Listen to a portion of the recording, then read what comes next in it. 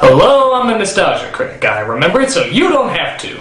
There's nothing like an environmental film, is there? That is to say, there's nothing more preachy, annoying, or obnoxiously pretentious as an environmental film, is there? Of course there isn't. And that's why I'm taking a look at 20th Century Fox's latest animation up since... well, anything their animation studio has produced, really. Ferngully, the last rainforest. And boy, have I got some words to say about... Hey! What? What was that? That was me, you plagiarist! Nostalgia chick? What the f*** do you want? You can't make fun of Ferngully? I was gonna make fun of that. Hey, too bad, chick. I got dibs. You don't have the brain power to understand the level of this movie amounts to. Why? I put up with it from your end every couple of weeks.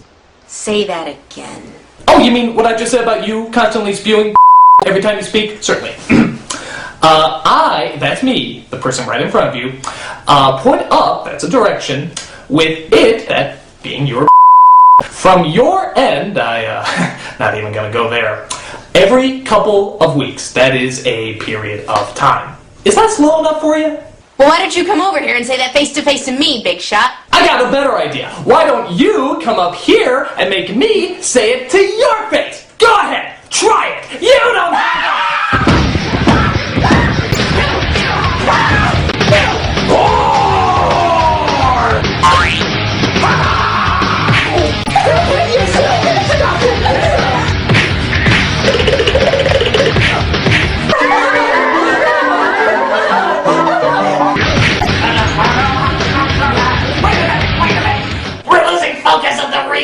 here. Oh, you're right. This isn't about us. This is about an awful movie. A god-awful movie that deserves to be ripped a new one. What do you say? Truth? Truce. So the film begins, as most epics do, with a flashback. It tells that Ferngully used to be a peaceful forest of waving hands, where everybody was happy and peaceful all the time. But then the plot device known as Hexus arrived, an evil spirit who wanted to spread chaos all over the land. But then an alliance of men and elves marched against the armies of Hexus, putting that bunghole in his place. Wrong movie. Oh. Instead, they used some sort of winged magic that helped defeat the evil Hexus and bring life back to Ferngully. And one of those examples of life is Tinkerbell's sister here, Krista. Krista, what a charming name. It's like the name a wasp family would give their child to make them sound unique. You mean like Ferngully? Yeah. So she spends most of her time flying around with other fairies while listening to bad late 80s, early 90s music. Which you'd ironically hear in the Rainforest Cafe. Are all rainforests filled with Phil Collins wannabes? All except Tarzan. They were unfortunate enough to get the real Phil Collins. Oh, who goes there? Hi, Krista. Okay, what's the password? Welcome. Don't eat shrooms? Oh, come on, you guys. Is that the password? Sounds good. Bye. Bye. That's it. It's a password. I don't know if that's a password or not. I'm so confused. I'm annoyed. Don't worry, we don't see him again. Good. So she visits a mystical something or other named Magi, who kind of looks like Yoda's senile German grandmother. I don't know. It looked like a strange black cloud rising out of the earth. Smoke, I should think. What smoke? Gee, is this that naive and dangerous of all animals known as... man?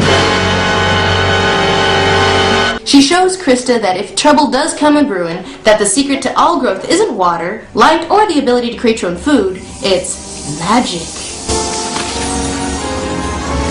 Wait a minute, what about photosynthesis? Magic. What about the science that goes Magic. behind... What about the years of research Magic! Don't you ever try to bring logic into this movie again. This is Ferngully! And speaking of impending danger, Robin Williams is in this movie too, playing a fruit bat named Batty. Which is another weird name. Isn't that kind of like calling a human humany? He's a little out of it because his mind was altered by evil scientific experiments that makes comic relief much more annoying than they need to be. A primary testing laboratory. No! Pass the probe. Graduate students all gather for... I'm annoyed again. We all are. I just blew in from a biology lab. I'm back and I'm flapping free. I'm a nocturnal placental flying mammal, a member of the family of Pteroididae, or Pterodidnae. If you can't tell, I'm a bat! Yes, I am. And they used to call me Batty. Batty Coda. Nice to meet you. Bonjour. You know how Robin Williams is both funny and annoying? It's like they took away the funny, just replaced it with more annoying. Well, it's not like he could get any more annoying. Yo, the name is Batty. The logic is erratic. Oh, he raps. Yeah, you review it. No, you review it. So yeah, listening to Robin Williams rap is kind of like listening to Eminem, sung by Eminems, while taking part in Annoying, bad for you, and incredibly painful. So Betty says he spotted humans at Mount Warning, which is... Wait a minute, Mount Warning? Isn't that in Australia? Yeah. Is their rainforest in any kind of danger? Then why is it called the last rainforest? Well, Mr. Critic, one must ask oneself, where is a viable rainforest environment that happens to have a ready supply of white people? Central America? No. Africa? Carrot. New Guinea? Getting warmer. Oh, Australia! Now you got it. Technically, they could have just made up a location, but I guess the movie wanted some credibility. Now, you could say that it's not a great idea to try to impose logic on an environmentalist film about fairies, but hey, it's for kids, and kids are stupid enough to buy anything. Now I know! And knowing is half the battle. So Krista follows Betty to where he spotted the humans. Yeah, this territory looks kind of familiar. Come on, you got a great set of wings. So we come across a blonde mullet youth named Zach, who's helping other Australians chop down the trees of their beloved rainforest. Faster than you can say it's not the size that counts, Zach is shrunken down to the size of a fairy. A human! What is with this running blindness gag? He's a fruit bat. Fruit bats aren't blind. While he's passed out unconscious, the little mugger in Krista rummages through his pockets to see what she can find. Take anything you want, I won't tell the cops. Trust me, I'm not gonna tell anyone I was mugged by a fairy. Check this out.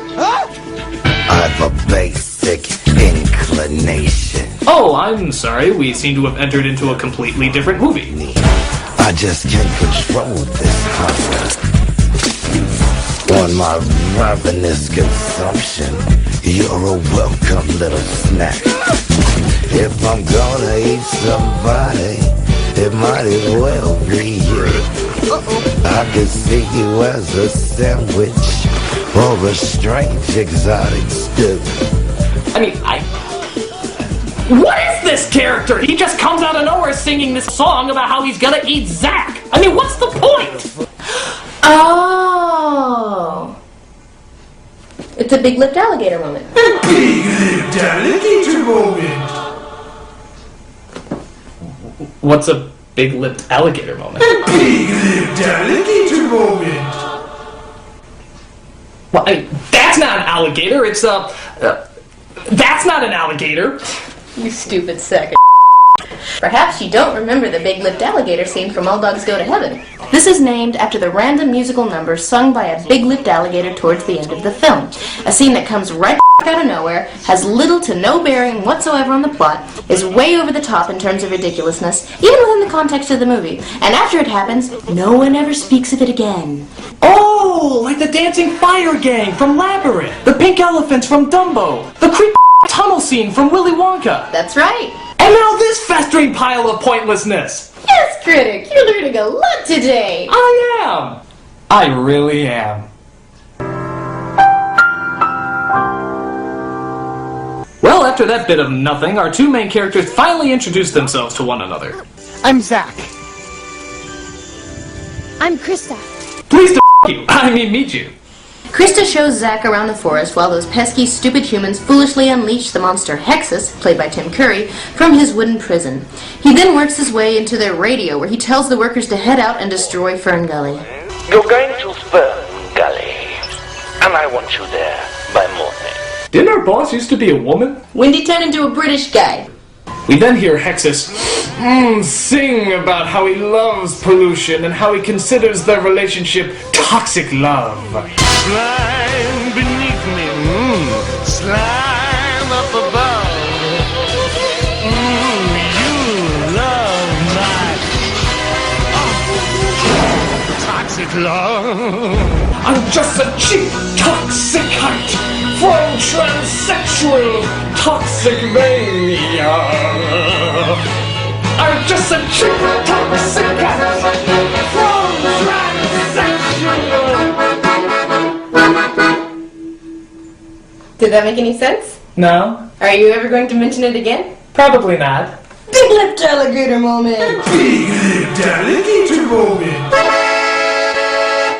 So Krista and Zach sit and talk more about how the rainforest is good and humans are the devil. But trees give life. They make the clouds, the rain, the air. Oh, we've got air. Yeah, if you don't mind getting all your minerals in one breath. Too subtle!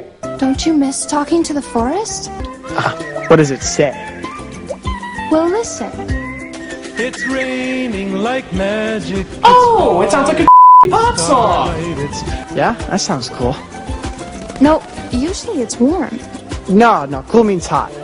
You know, bodacious, bad, tubular, as in, you are one bodacious babe. Another 1992 catchphrases. To show his, sudden romantic interest in Krista, he carves her name into a tree, which is a Ferngully no-no. No, you mustn't do that. Here. Can't you feel its pain? Its nervous system is screaming in agony! We need 10 cc's of penicillin, stat! So Krista introduces Zach to the rest of the Keebler elves as they all analyze her new friend. Somehow I thought they'd be bigger. Well, I had a little accident and he sort of shrank. I have some pills for that. Not that I need any. Things don't go well when one of the fairies is threatened because he used to be the most feminine male, which results in, what else, a contest. Why don't you come with me and the boys? We'll give you a taste of real Ferngully wildlife. Unless, of course, you're not up to it. I'm up to anything you could dish out, bud. It's my stereo. Look, I found it, so I'll explain it, all right? Oh, it's a recording of music. Wow, Zach, way to inexpensive copyright your way out of this song. I'll teach him to move in on my girlfriend / possible sister. Well, I don't know what a recording is, but I know what music is, and that is not music. Isn't that right, Jasmine? I mean Krista. Maybe we should consult the genie. I mean Betty. After all, that is why I'm Sultan. I mean King. Which animated movie am I in again? Come on, Zach. See you around, Zag. Allow me to mispronounce your name to express my disrespect for you. But Krista steals him away and takes him to what looks like under 3 Mile Island, where they have a rather strange romantic moment. Someday you might be thinking life has passed you by. Your spirits might be sinking with hope and short supply. Now you're pregnant. Even though Zach and Krista were gone for just a few minutes, Krista arises to discover the fastest tearing down of trees in world history. Oh, if only we weren't so busy having fairy. Humans did it. Humans did it all. A wizard should know better.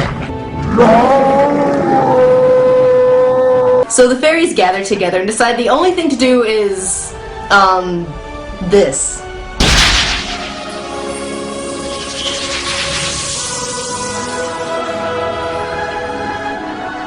What are they doing? I don't know.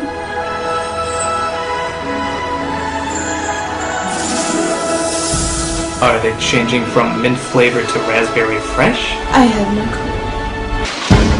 clue. Look out! It's the plot! Well, whatever they did, it all seems to center around Krista, as she's apparently the magical leader of the tribe now. This constant waving of my arms isn't working! Well, all right, Gummy.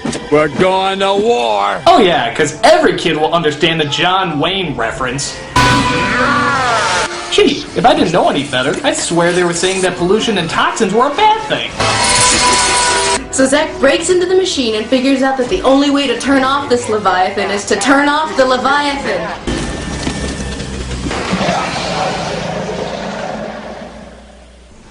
Well, that was disappointingly simple. It doesn't even make sense. If he feeds off of pollution, what was he feeding on before the humans came along? Of cows?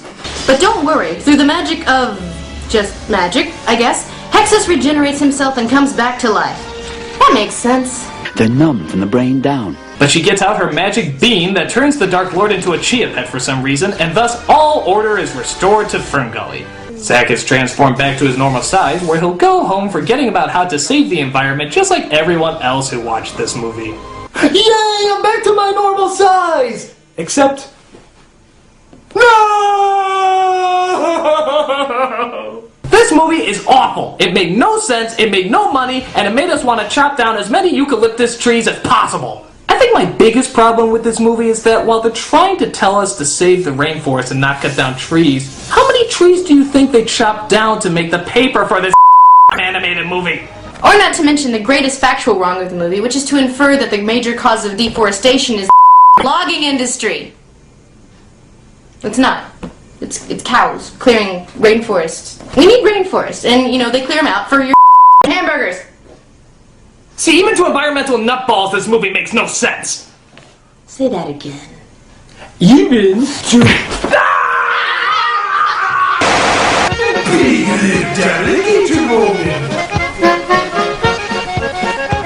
I'm a nostalgia critic. And I'm your nostalgic chick. We remembered so you don't have to.